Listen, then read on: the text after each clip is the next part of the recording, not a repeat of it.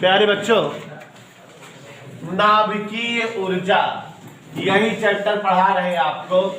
नाभिकीय ऊर्जा में हमने आपको बहुत सारी चीजें एक्सप्लेन किया है। सबसे पहली तो महत्वपूर्ण चीज हमने आपको एक्सप्लेन किया, बंधन ऊर्जा।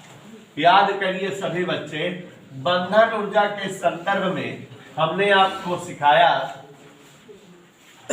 किसी नाभिक के न्यूक्लियनों को बांधे रखने हेतु आवश्यक ऊर्जा की मात्रा बंधन ऊर्जा कहलाती है, या नाभिक के न्यूक्लियनों को बंधन मुक्त कर देने हेतु पर्याप्त ऊर्जा नाभिक की बंधन ऊर्जा कहलाती है। अगर हम किसी भारी भरकम नाभिक पर न्यूट्रॉन कणों की बमबारी करते हैं तो भारी भरकम नाभिक पर जब न्यूट्रॉन कणों की बमबारी होती है तो उस नाभिक के न्यूक्लियनों को पर्याप्त मात्रा में ऊर्जा प्राप्त हो जाती है और न्यूक्लियन बंधन मुक्त हो जाते हैं। मीन्स भारी नाभिक हल्के नाभिकों में टूट जाते हैं या डिवाइड होते हैं। हमने आपको समझाया हुआ है, एक्सप्लेन किया हुआ है कि भारी नाभिक का हल्के नाभिकों में टूट जाना या बट जाना नाभिकीय विखंडन कहलाता है। जब किसी भारी नाभिक पर न्यूट्रॉन कणों की बमबारी की जाती है तो भारी नाभिक दो हल्के नाभिकों में टूट जाता है, 3 नए न्यूट्रॉन बनते हैं और नाभिक का संपूर्ण द्रव्यमान हल्के नाभिकों में नहीं टूटता, नाभिक का कुछ द्रव्यमान ऊर्जा के रूप में भी प्राप्त होता है और यह ऊर्जा विखंडन के पश्चात मुक्त ऊर्जा होती है, जिसको द्रव्यमान का ऊर्जा में बदलने से प्राप्त किए हैं, इसलिए ऊर्जा बहुत ज्यादा मात्रा में होती है। बात 1939 के आसपास की है। साइंटिस्ट है जर्मनी के स्ट्रामैन और ऑटो-हान, ये दोनों वैज्ञानिक रेडियोएक्टिवता का अध्ययन कर रहे थे तो इनके दिमाग में आया कि अगर जो है यूरेनियम के नाभिक पर न्यूट्रॉन की बमबारी की जाए तो स्नेहा बेटा ये यूरेनियम नाभिक न्यूट्रॉन को अवशोषित कर लेगा और इसका परमाणु भार बढ़ जाएगा, माने कृत्रिम रेडियोएक्टिव तत्व प्राप्त हो जाएगा। अर्थात इनकी सोच थी कि यूरेनियम का समस्थानिक बन जाएगा। इसलिए इन्होंने ईश्वर का नाम लेकर 92U-235 पर न्यूट्रॉन कणों की बमबारी की 0N1। इनकी इच्छा थी कि 92U-236 बन जाए, भारी नाभिक बन जाए, समस्थानिक बन जाए यूरेनियम का। लेकिन इन्होंने जब ऐसा किया तो पाया कि भारी नाभिक बनने के बजाय यूरेनियम पहले से भी छोटे नाभिकों में टूट गया। क्रिप्टॉन और बेरियम 56 Ba144, 36 क्रिप्टॉन 89, इन दो नए नाभिकों में टूट गया, 3 न्यूट्रॉन बने और यूरेनियम का काफी द्रव्यमान ऊर्जा के रूप में गेन हुआ। बच्चों, ये रिएक्शन जब इन्हें दिखा, इनकी तो सोच थी रेडियोएक्टिवता की, लेकिन जब इन्हें ये रिएक्शन दिखा तो हमने आपको बताया था कि वैज्ञानिक फिश और मैटनर जर्मनी के ही वैज्ञानिक थे, ये समझे और एक्सप्लेन किए कि आपके प्रयोग में ये जो प्राप्त हुआ है ये रेडियोएक्टिवता नहीं है बल्कि ये नाभिकीय विखंडन प्रक्रिया है और ये दुनिया का पहला कृत्रिम नाभिकीय विखंडन था जिसे जो है ऑटो-हान और स्ट्रामैन ने करके प्राप्त किया था। आपको रिएक्शन बताए थे 92U-235, याद आया? रिएक्शन बताए थे 92U-235 plus 0N1 gives out 92U-236 के बजाय क्या बना था 56 Ba144, 36 क्रिप्टॉन 89, 30N1 प्लस ऊर्जा। आपको बेटा यहाँ हमने एक्सप्लेन किया था यूरेनियम के एक परमाणु के विखंडन प्रक्रिया के पश्चात कितना जो है ऊर्जा मुक्त होगी, ये हमने आपको कल कैलकुलेशन करके दिखाया था। अगर हम एलएचएस वाले टॉपिक में कितना द्रव्यमान है ये प्राप्त कर ले और आरएचएस के टॉपिक में कितना द्रव्यमान बनता है ये प्राप्त कर ले। द्रव्यमान निश्चित तौर पे पूरा का पूरा नहीं प्राप्त होगा, कुछ क्षय होगा, क्षति होगी, वही ऊर्जा में मिलेगी। आपको समझाए थे कि इसका जो है परमाणु द्रव्यमान लगभग 234.99 AMU है और इसका परमाणु द्रव्यमान 1.01 AMU है। तो स्नेहा बेटा दोनों अगर जुड़ेंगे तो ये हो जाएगा 236 AMU। मीन्स हमारे पास यूरेनियम और न्यूट्रॉन सहित एलएचएस में 236 AMU द्रव्यमान था यह है, और यहाँ 56 का 143.87 AMU और इसका बताए थे 88.90 AMU और इसका बताए थे 3 × 1.01 AMU। ये तीनों अगर जोड़ देते हैं तो आ जाता है 235.80 AMU। इधर क्लियर? यहां दिख रहा है कि इतना एलएचएस में द्रव्यमान था लेकिन बन इतना रहा है। दोनों के द्रव्यमानों में क्षति 0.20 AMU है। इतना द्रव्यमान की क्षति हो गई और हमने कैलकुलेशन बताया था कि जब इतना द्रव्यमान क्षति हो तो प्राप्त ऊर्जा अगर निकालना चाहे 931 MEB से गुणा करके तो 186.20 MEB के ऊर्जा थी, जिसको हम लगभग कितना लिख दिए थे 190 MEB। माने यूरेनियम के एक परमाणु के विखंडन के पश्चात हमें 190 MEB, जिसको जो है लगभग ये मान लेते हैं कि 200 MEB, कैलकुलेशन में सरलता के लिए कि 200 MEB के समतुल्य ऊर्जा प्राप्त होती है यूरेनियम के एक परमाणु के विखंडन से। अब बेटा यूरेनियम का परमाणु भार 235 है, तो अगर हम 235 ग्राम यूरेनियम लेंगे तो वह यूरेनियम का 1 मोल कहलाएगा। मतलब 235 ग्राम यूरेनियम बराबर 1 मोल यूरेनियम बराबर यूरेनियम के n परमाणु। इधर क्लियर? तो 235 ग्राम में यूरेनियम के क्या परमाणु है? उधर से पढ़ो, पढ़ दो। यूरेनियम के n परमाणुओं का द्रव्यमान 235 ग्राम। इधर क्लियर? n परमाणु का द्रव्यमान या 235 ग्राम में क्या परमाणु? तो 1 ग्राम यूरेनियम में n/235 परमाणु।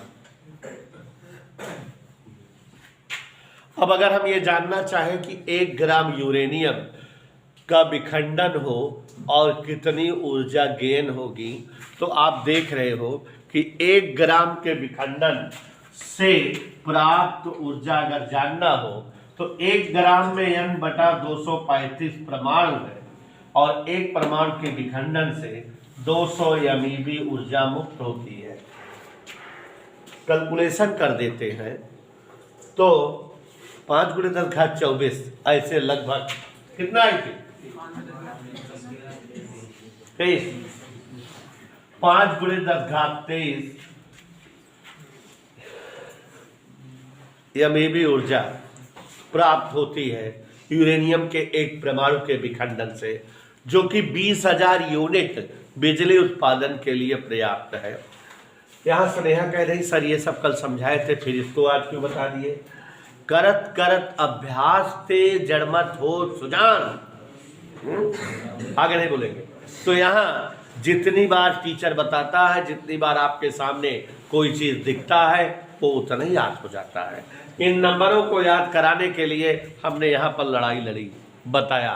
तो जैसा कि आपको ज्ञात हो चुका है, जैसा कि आपको ज्ञात हो चुका है कि यूरेनियम का या ऐसे ही किसी भी नाभिक का जब नाभिकीय विखंडन कराया जाता है तो 3 नए न्यूट्रॉन, 2 हल्के नाभिक, अपार मात्रा में ऊर्जा की प्राप्ति होती है। और अगर कभी एक बार नाभिकीय विखंडन हो जाए और बने हुए नए न्यूट्रॉन नए वाले नाभिकों का टकरा कर उनका फिर विखंडन कर दें तो यहाँ नाभिकीय विखंडन पर विखंडन पर विखंडन पर विखंडन की एक अभिक्रिया प्रारंभ हो जाती है, धड़ाधड़ विखंडन होने लगता है।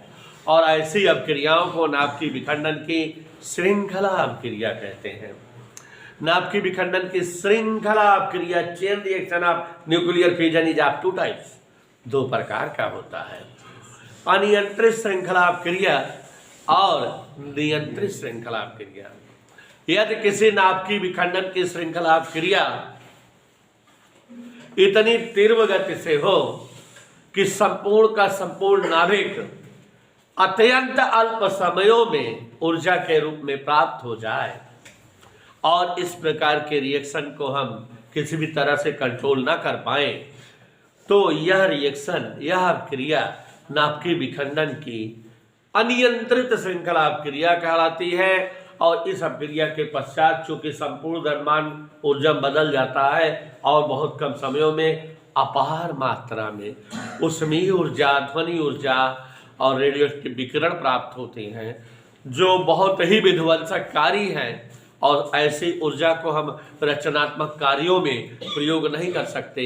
ऐसी ऊर्जा से जन धन की हानि होती है, ठीक है।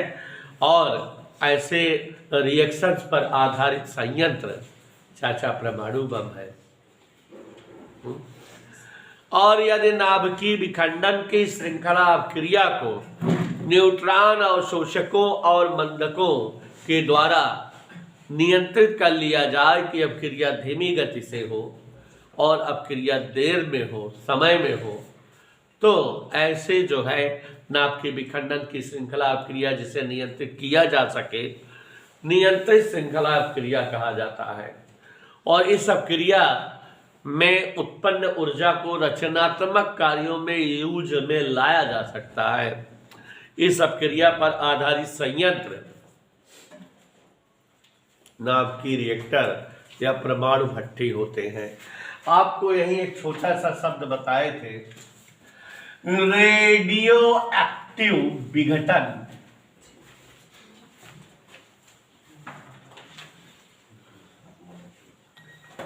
व नाभिकीय विखंडन में अंतर। नाभिकीय विघटन और नाभिकीय विखंडन में अंतर। कुछ तत्व ऐसे होते हैं जो हवा में खुला छोड़े जाने पर किरणें उत्सर्जित करते रहते हैं और धीरे धीरे कम होते होते समाप्त हो जाते हैं। ऐसे तत्व जो किरणें उत्सर्जित करते हुए कम होते होते समाप्त हो जाते हैं, ऐसे तत्व रेडियो एक्टिव तत्व कहलाते हैं।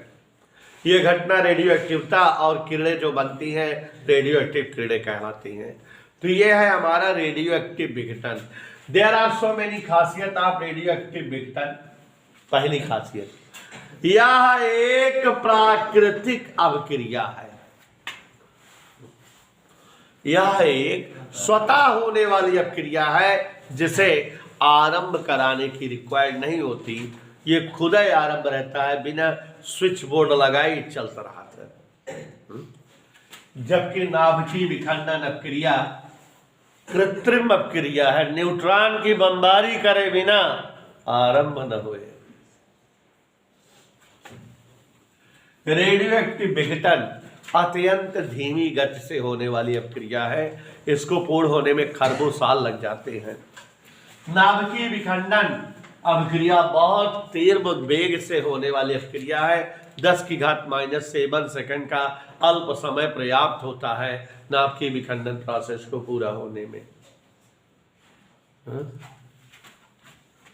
रेडियो एक्टिव विघटन को किसी भी तरह से, किसी भी मशीन, डिवाइस, किसी भी रीति से नियंत्रित नहीं किया जा सकता। रेडियो एक्टिव विघटन की दर को ना हम कम कर सकते हैं, ना बढ़ा सकते हैं, और ना ही रेडियो एक्टिव विघटन को हम बंद करा सकते हैं। नाभिकीय विखंडन क्रिया को हम न्यूट्रॉन अवशोषक और मंदक इन दोनों के इस्तेमाल से धीमा कर सकते हैं और अभिक्रिया को कंट्रोल कर सकते हैं, अभिक्रिया को बंद भी करा सकते हैं। रेडियो एक्टिव विघटन के उपरांत ऊर्जा प्राप्ति बहुत अल्प मात्रा में होती है। नाभिकीय विखंडन प्रक्रिया के पश्चात अपार मात्रा में ध्वनि ऊर्जा, ऊष्मीय ऊर्जा और यानी अदर ऊर्जाएं बहुत ज्यादा मात्रा में गेन होती हैं। रेडियो एक्टिव विघटन प्रक्रिया के पश्चात तत्व के परमाणु क्रमांक और परमाणु भार में 2 या 4 की कमी होती है। नाभिकीय विखंडन प्रक्रिया में बनने वाले नाभिक के परमाणु द्रव्यमान और परमाणु क्रमांक लगभग आधे हो जाते हैं। तो these are the differences for the radio active विघटन एंड नाभिकीय विखंडन। ओके, अब यहां बात ध्यान देने योग्य है, critical mass and critical volume, क्रांतिक द्रव्यमान और क्रांतिक आयतन क्या होता है।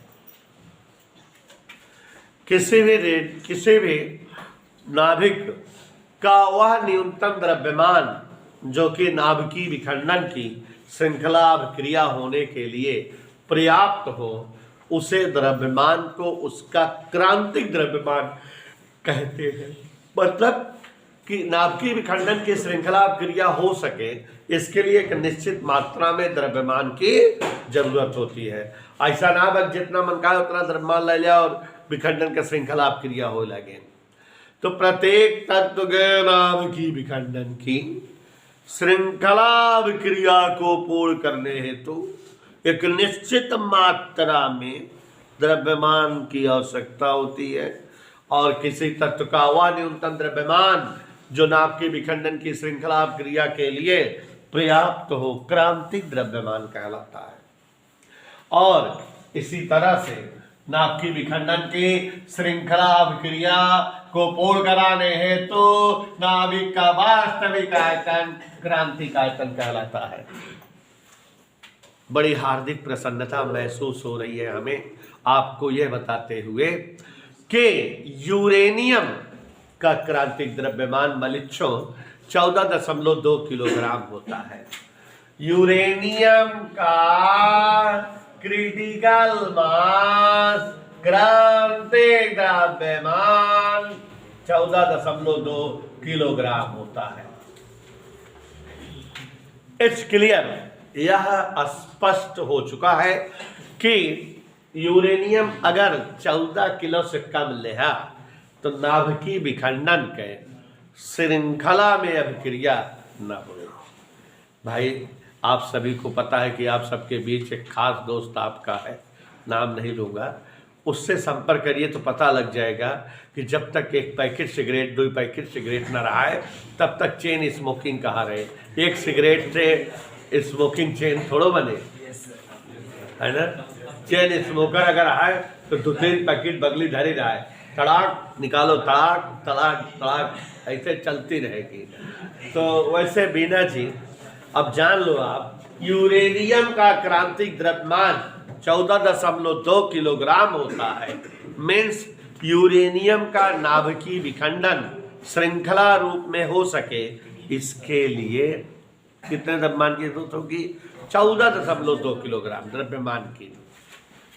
आज आप सबको हम जो है नई नई जानकारियों का समावेश करेंगे।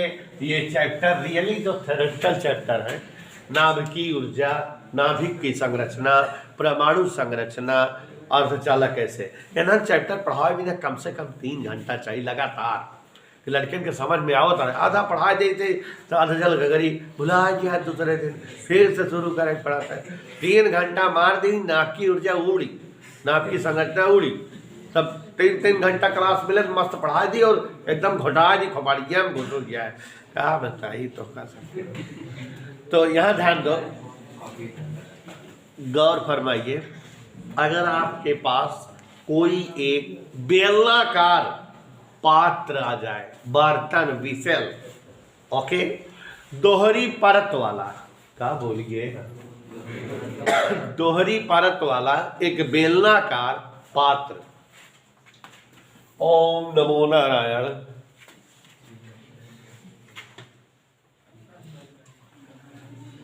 सुकुलो बेलनाकार पात्र,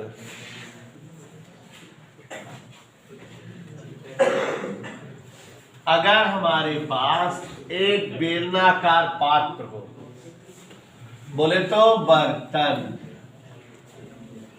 दोहरी परत वाला हो, माने मजबूत हो, डोंट एंग्री। तो ये बेलनाकार पात्र है, बर्तन है, और ये दोहरी परत वाला है।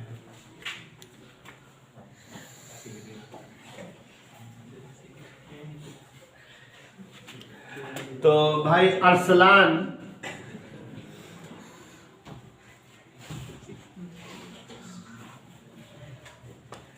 इट्स बेलनाकार पात्र। अरसलान बेलनाकार पात्र।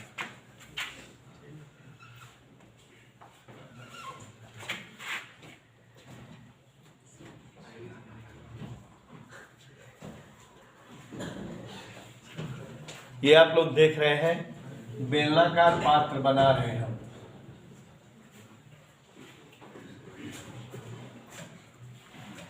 स्नेहा बेटा मजा आ रही है? ओझा जी अच्छा लग रहा है ना, मतलब अच्छा बना है।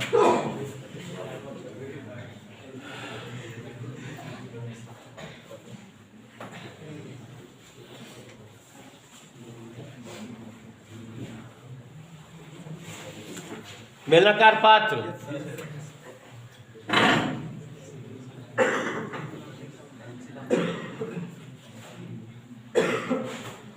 कोई दिक्कत? देखा।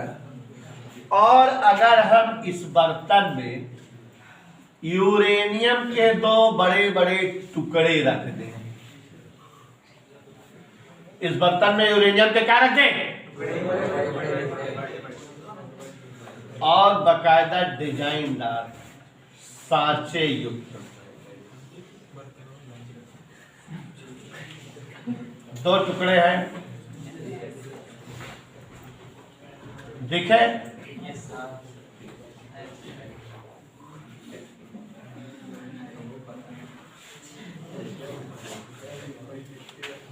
अब एक टुकड़ू है,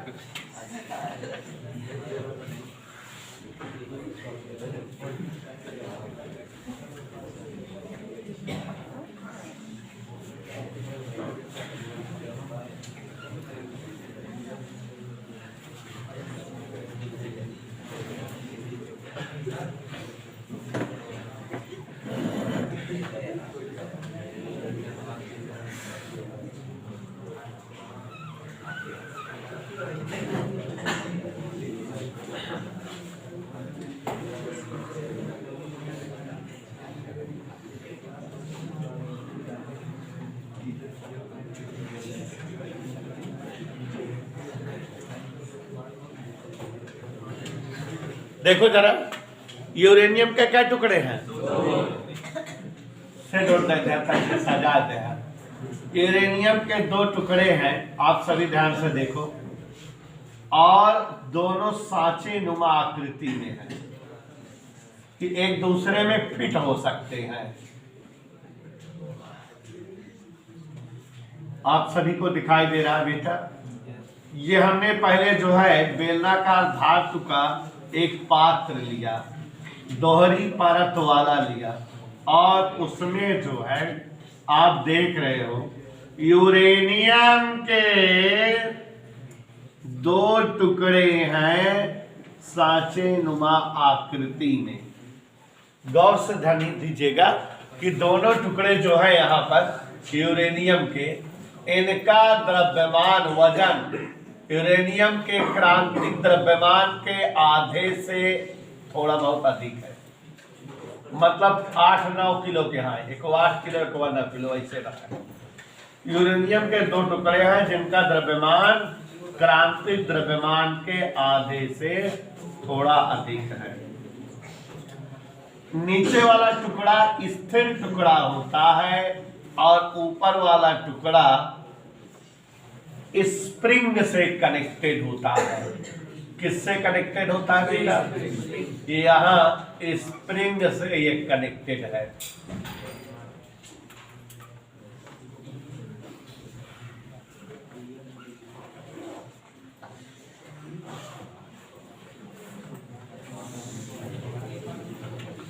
देखा? चलो एक बार फिर से मजा ले ले। गौर फरमाइएगा कि ये एक बेलनाकार धातु का दोहरी परत वाला पात्र है जिसमें यूरेनियम के 2 टुकड़े जिनके द्रव्यमान यूरेनियम के क्रांतिक द्रव्यमान के आधे से अधिक होता है, सांचे नुमा आकृति में है। नीचे वाला टुकड़ा फिक्स है, ऊपर वाला टुकड़ा जो है स्प्रिंग युक्त है। अब अगर रिमोट सिस्टम द्वारा यहाँ दूर से ही automatic system remote system on करे कि ये टुकड़ा स्प्रिंग से छटक जाए और इसमें आके गिर जाए, तो दोनों टुकड़े अभी जैसे यहाँ रफली समझ रहे हो कि दोनों टुकड़े अलग अलग अलग अलग हैं। दोनों टुकड़े अलग अलग हैं और जब जो है ये टुकड़ा गिर के इसमें फिट हो जाएगा तो दोनों टुकड़े एक दूसरे के साथ हो जाएंगे, माने एक दूसरे में फिटअप हो जाएंगे, इकट्ठा हो जाएंगे। और अब जो है जब ये इकट्ठा हो जाएंगे तो दोनों टुकड़ों का द्रव्यमान क्रांतिक द्रव्यमान से अधिक हो जाएगा और इसलिए यहाँ नाभिकीय विखंडन की श्रृंखला अभिक्रिया एटवंस जारी हो जाएगी, प्रारंभ हो जाएगी। नाभिकीय विखंडन पर विखंडन, विखंडन पर विखंडन, तड़ातड़ विखंडन पर विखंडन होने लगेगा और इतनी तीव्र वेग से होगा कि इस विखंडन प्रक्रिया को आप किसी भी तरह से रोक नहीं पाओगे और पलक झपकते ही अल्प समय में ही संपूर्ण का संपूर्ण द्रव्यमान ऊर्जा के रूप में प्राप्त हो जाएगा। और आप कल्पना कर सकते हैं कि जब जो है ये 14 किलो से ज्यादा द्रव्यमान हमारा जो है ऊर्जा के रूप में प्राप्त होगा तो अपार मात्रा में उसमें ऊर्जा जान धन की हानि कराने वाली उत्पन्न हो जाएगी, करोड़ों केल्विन का टेम्परेचर हो जाएगा। और बच्चों ये है हमारे चाचा जिनका नाम है एटॉमिक बम, परमाणु बम है और ये विखंडन के पूर्व है, दोनों के आकार और ये विखंडन समय और ये विखंडन के बाद। इधर क्लियर? तो परमाणु बम सबको समझ में आया? आप लोग घर जाके बनाइएगा और अपने अपने पड़ोसियों पर प्रयोग करके देख लीजिएगा। तो यहाँ ध्यान से देख रहे हो कि समझ में आ गया। परमाणु बम क्या है? परमाणु बम नाभिकीय विखंडन की अनियंत्रित श्रृंखला अभिक्रिया पर आधारित संयंत्र है। परमाणु बम नाभिकीय विखंडन की अनियंत्रित श्रृंखला अभिक्रिया पर आधारित संयंत्र है। इसमें धातु का बेलनाकार पात्र होता है दोहरे परत वाला, जिसमें यूरेनियम के 2 टुकड़े जिनका द्रव्यमान यूरेनियम के क्रांतिक द्रव्यमान के आधे से अधिक होता है, अलग अलग टुकड़े होते हैं सांचेनुमा आकृति में। रिमोट प्रबंध द्वारा स्वचालित सिस्टम द्वारा जब दोनों टुकड़ों को एक कर दिया जाता है तो शामिलात द्रव्यमान यूरेनियम के क्रांतिक द्रव्यमान से भी ज्यादा हो जाता है और इसलिए नाभिकीय विखंडन की श्रृंखला अभिक्रिया प्रारंभ हो जाती है और जो अल्प समय में ही तेजी गति से होती रहती है, कि संपूर्ण का संपूर्ण यूरेनियम नाभिक ऊर्जा के रूप में मिलता है और अपार मात्रा में ऊर्जा की गेनिंग होती है। आपने अभी देखा था कि 1 ग्राम यूरेनियम, मात्र 1 ग्राम जब जो है उत्पन्न हुआ था, ऊर्जा में विखंडित हुआ था, तो आपने देखा था कितना ऊर्जा मिली थी, 5 × 10⁻23। यहाँ तो 14 किलोग्राम से भी ज़्यादा है। तो आप समझ सकते हैं कि 14,000 से गुणा कर दीजिए उसमें, तो बहुत ज़्यादा मात्रा में ऊर्जा मिलेगी। करोड़ों केल्विन का टेम्परेचर बन जाएगा और इसलिए ये ऊर्जा विध्वंसक होगी, नुकसानदेह होगी। कभी किसी समय अमेरिका चाचा ने जापान के ऊपर परमाणु बम का जो है यूज कर दिया था, तो उसके 2 नगर स्वाहा हो गए थे, हिरोशिमा नागासाकी ना, लिटिल बम छोड़ दिया था तो हो गया सफर। तो समझ में आ गया बेटा।